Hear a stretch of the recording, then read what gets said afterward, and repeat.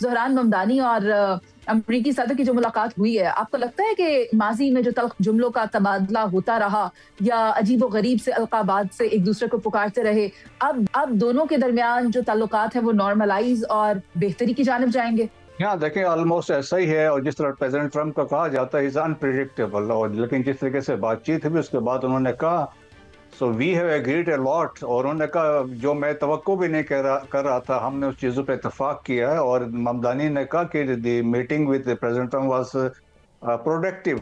और फिर उन्होंने कहा हमने फोकस किया है न्यूयॉर्क की तामीर और तरक्की और हाउसिंग के बारे में, सिविक फैसिलिटीज़ के बारे में, ग्रोसरीज के बारे में।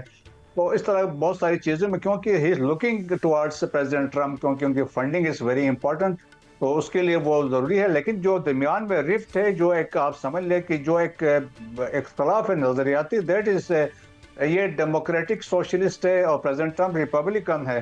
सो वो फ़र्क इनके दरमियान है। लेकिन जिस तरीके से एक अंडरस्टैंडिंग डेवलप हुई है, तो मेरे ख्याल में, क्योंकि अल्टीमेट उन्होंने यही कहा है कि हमारे सामने न्यूयॉर्क है और न्यूयॉर्क को हमने डेवलप करना है, तो उसके लिए देखें जहाँ लोकल मीन्स है, लेकिन मेजॉरिटी तो फंड गवर्नमेंट ने देना है, तो दैट्स वाई प्रेसिडेंट ट्रंप के साथ उन्होंने की है। तो मेरा ख्याल में it is a very constructive as far देखा जाए तो। और स्पेशली ममदानी के लिए इवन वोटिंग में ये बहुत सारे ज्यूस ने उनको वोट भी दिया है। और जिस तरह अभी आप जिक्र कर रहे हैं कि ये बड़ा एंटी इजरायली भी है और ओपनली वो चीज़ें कहता है। और उन्होंने ये ज्यूइज्म, उन्होंने ज़ायनिस्ट की बात की है, और उन्होंने इजरायली डिफेंस फोर्सेस के अगेंस्ट जब इनके कैंपेन चली है तो इजराइल के अगेंस्ट नारे लगते थे इनके कैंपेन के दौरान। सो एक उनका अपना एक स्टैंड है। और ये एक इम्पोर्टेंट बड़ी बात है कि ही इज वेरी बोल्ड, और उनके प्रेसिडेंट के सामने हक की बात करना मेरे ख्याल में वो बड़ी बात है, और उन्होंने वो कह दी। और फेस पर अमरीकी सदर को फैशिस्ट भी कह देना। साथ जहां आप टैक्स की बात कर रहे थे, उन्होंने ये भी कहा कि जो अमेरिका के लोग हैं, जो रेजिडेंट्स हैं, उनके टैक्स का पैसा गलत जगह इस्तेमाल हो रहा है, इंसानी हुकूक की खिलाफ वर्जियों पर इस्तेमाल हो रहा है। मतलब फेस टू फेस ये बात उनके साथ कर देना, इसके लिए काफी दिल जिगर गुर्दा चाहिए होता है। ये एक इम्पोर्टेंट बात तो उन्होंने बाद में उसमें भी की। उन्होंने कहा कि आप फंडिंग कर रहे हैं इसराइल को और वो जेनोसाइड कर रहा है। मेरे ख्याल में वो ये बहुत बड़ी बात है, और उस पर डंके की चोट पे ऐसी बात कहना और एक स्टैंड लेना, उस स्टैंड से पीछे नहीं हटना, तो मेरे ख्याल में क्रेडिबिलिटी इनकी एस्टेब्लिश हुई है। और स्पेशली न्यूयॉर्क सिटी बताया जाता है, इमिग्रेंट से हर तरह के लोग वहाँ पे मौजूद हैं, जिस तरह उनको सपोर्ट मिली है, फिर एक स्टैंड पर कायम रहना तो बड़ी बात है। और जहाँ हम नेतन्याहू की बात कर रहे हैं, तो शहजाद हुसैन भट्ट साहब, आप मुझे ये बताएं, आपको ममदानी का वो स्टेटमेंट तो याद होगा कि उन्होंने कहा था कि अगर बेंजामिन नेतन्याहू आए कभी न्यूयॉर्क तो फिर हम उन्हें हिरासत में ले लेंगे। तो आपके पास क्या खबरें हैं? क्या इस किस्म की नेतन्याहू की गिरफ्तारी से मुतल्लिक भी कोई बात हुई ओवल ऑफिस में? देखिए मुनीज़े, मुलाकात हो गई, ट्रंप की मुलाकात हो गई, और ट्रंप का जो स्टाइल है उसने हमेशा की तरह बड़े भाई बनने का सबूत दिया। अपने आप को जैसे वो शफकत का हाथ नहीं फेरते, मीठी मीठी बातें करती है, मैं तावन करूंगा, मैं तुम्हारे साथ खड़ा हूं, तुम फिक्र ना करो, मैं तेरा वड्डा वाकई वड्डा पाइया। ये सारी बातें तो हमें समझ आ गई। लेकिन सवाल यहाँ पर यह है, ट्रंप से जब एक सवाल हुआ है, एक सहाफ़ी ने सवाल किया है, तो उसने कहा नेतन्याहू की गिरफ्तारी से मुतल्लक किसी किस्म की हमारी इस टॉपिक पर हमारी डिस्कशन नहीं हुई। एड्डा ही वड्डा भाई सी, तो उससे पूछ रहा था कि बेटे इसे बयान को तरदीद कर दे, लेकिन इतनी जुर्रत नहीं हुई ट्रंप को कि उससे ये बात करे। ये आपको नोट करना पड़ेगा। और साथ साथ उन्होंने ट्रंप ने कि ये भी ये बात की है कि ज़हरान ममदानी जो है वो कदामत पसंदों के हैरत का बाइस बन सकते हैं, ये सरप्राइज भी दिया है।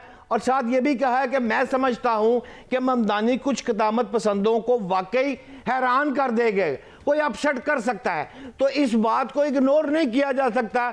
नौजवान मुंडा खड़ा है और बिल्कुल डंके की चोट पर खड़ा है। नेतन्याहू की नींदें उसने हराम की हुई हैं। लेकिन आपकी इजाज़त से ब्रिगेडियर साहब सामने हो तो फिर मैं खामोश तो रह नहीं सकता। ब्रिगेडियर साहब, इस वक्त अमरीकी हुकाम ने वाज़ेह तौर पर कह दिया है F-35 त्यारे इसराइल के ज़ेरे इस्तेमाल जो हैं उससे कम दर्जे के हम देंगे सऊदी अरब को। और भाई इसराइल का ही तो स्यापा पिया है सारी दुनिया दे विच, और इसराइल तो है वो जाराना स्टाइल इसराइल अपनाता है।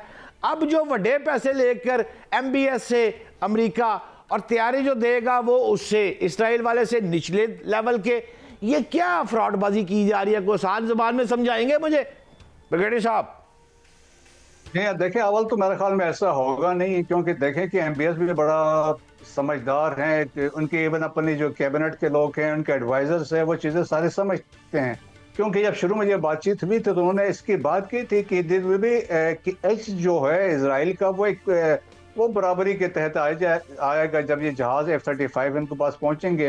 $172 बिलियन का ये प्रोजेक्ट है। देखें जो खरीद रहे हैं तो वो जहाज यकीनन क्वालिटी वाले जहाज लेंगे, और भी बाकी सारे वेपन सिस्टम है। जब आप कहते हैं मैं $1 ट्रिलियन को इन्वेस्टमेंट करूंगा आपके इधर, तो फिर वो जहाज तो 2 नंबर वो दे ही नहीं सकते हैं। सो मेरे ख्याल में ऐसा होगा नहीं।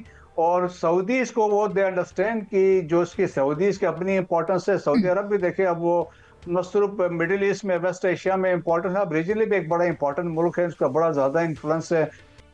ठीक है मसूद अहमद खान साहब, जैसा कि मैंने आगाज में कहा कि रूस को भी एक अल्टीमेटम दिया गया है कि जंग बंदी की जानी चाहिए, यकीनी तौर पर की जानी चाहिए, और अगर ये हो जाती है तो ये 10 साल तक सस्टेन करेगी। और इसके लिए कुछ जराए से ये मालूम हुआ है कि कहा जा रहा है कि खुफिया तौर पर रूस से मुशावरत की गई है इस जंग बंदी के हवाले से। मैं चाहूंगी कि आप अपना एक क्विक ओपिनियन इस बारे में भी दे दें।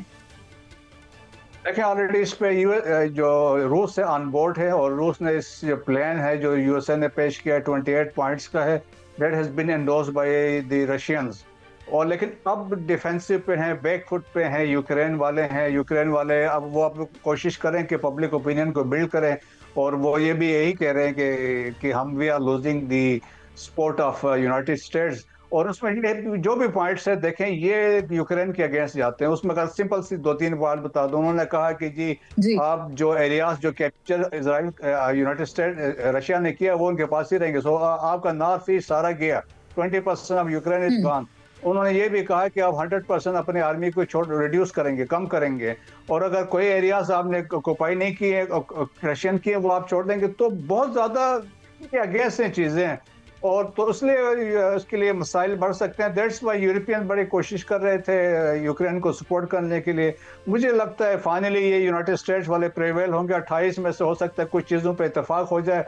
डेडलाइन दी है थर्सडे को, तो उससे पहले थर्सडे तक की डेडलाइन दी गई है। मसूद साहब, बहुत शुक्रिया आपके वक्त का। 28 में ये एजेंडा है जिसके ऊपर अमल दरामद करने के लिए कहा जा रहा है यूक्रेन को। साथ ही साथ अमरीकी सदर मजीद भी जंगे रुकवाने के ख्वाह हैं, और वो ये कहते हैं कि सूडान जंग के खात्मे पर भी जल्द काम शुरू करेंगे। इससे पहले 8 जंगे रुकवाने का वो दावा कर चुके हैं, जिनमें पाकिस्तान और भारत की जंग का शुमार भी होता है।